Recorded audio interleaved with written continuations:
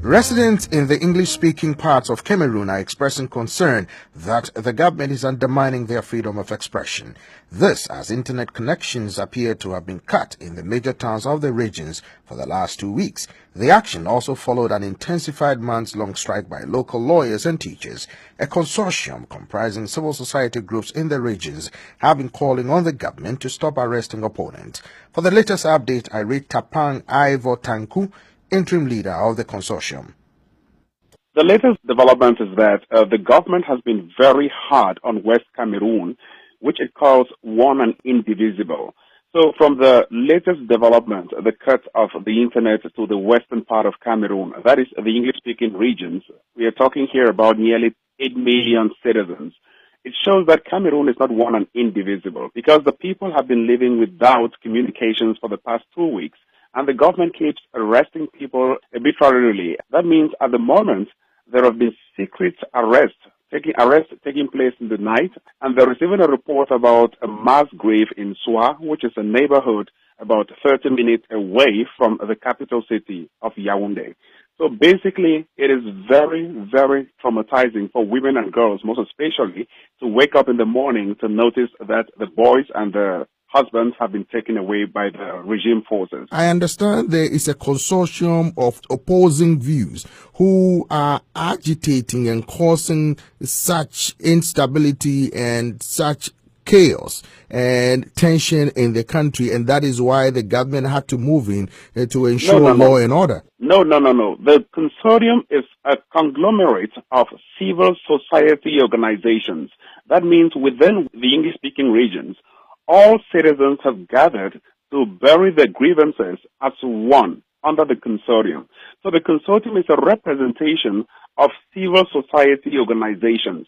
So I happen to be the interim leader of the consortium because all the members of the consortium, the leaders, have been arrested and some have fled out of the country, Barrister Bobga Harmony, and others are seeking asylum in some of the Western embassies in Cameroon. So basically, we are advocating for non-violent approaches towards advancing democracy, the rule of law, and good governance.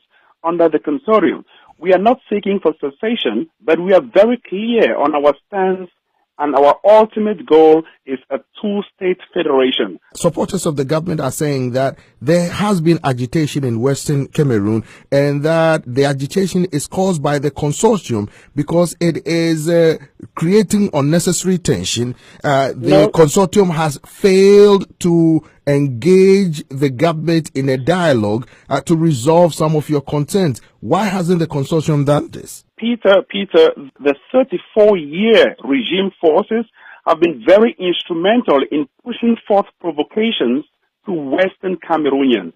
That means they have militarized the entire West Cameroon. They have provoked our children not to go to school because they cannot be studying under tense conditions and under fear. Recently, we've released a 73-page human rights report and everything is well documented. So you can imagine, we've been asking for one thing, dialogue. And the regime has been of bad faith and bringing in, I can call them, mediators who are of bad faith and trying to separate the West Cameroonians into regions. So they've been holding pockets of dialogue meetings that are not binding to the entire West Cameroonians. So how do you expect those dialogue meetings to be very effective? It all started with the lawyers protesting and wanting a common law system. Then it transgressed to the teachers who also want better conditions. Then the consortium came in to bury these grievances or to speak as one and ask for one thing. The ultimate goal is a two-state federalism, which will solve these problems. Supporters of the government are saying that the agitation was purposely created to destabilize the government and to overthrow the legitimate president who was elected in a constitutional democracy in Cameroon, and that this is the objective of the consortium or the Southerners to ensure Paul Biya goes. Is this the case? It is not the case. President Paul Biya, what we are witnessing in Cameroon at the moment is negative peace, which means the country has always been destabilized and the country has always been very, very polarized. Negative peace is when both parties, I will call them West Cameroonians and French Cameroon, La République, as the French people will call them, both groups or both parties have never ever integrated since 1961. There has never been equality. There is no war, but yet the integration is absent and widely absent. So Cameroon is teetering on the brink of a civil war because both West Cameroonians and French Cameroons, they do not integrate.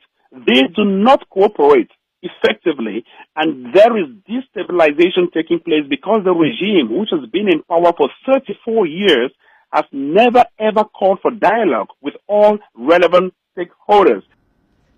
Tapang Ivotanku is the interim leader of the Cameroonian consortium. He spoke with me from New York.